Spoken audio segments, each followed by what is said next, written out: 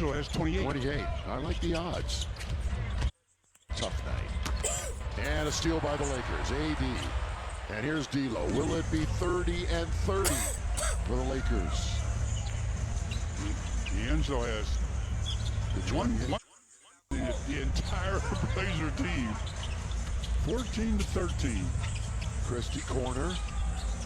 AD, 5, 4. I was waiting for the count, but here he is for 3. Oh. See what happens when you count?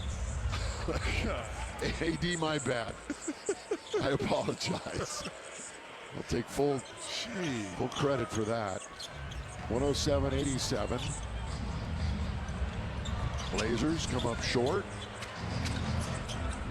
They are going to fall to 8-16 with this defeat tonight.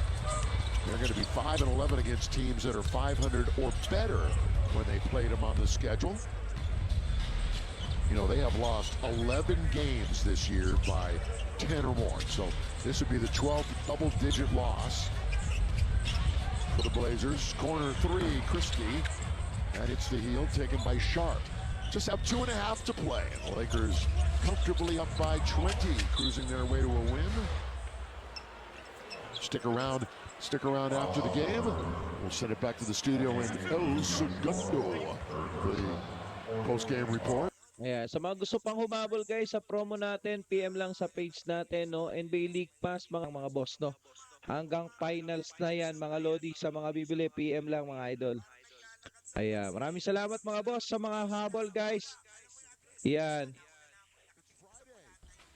PM lang sa page natin, no? Ayan, salamat mga boss. Lang PM lang, no?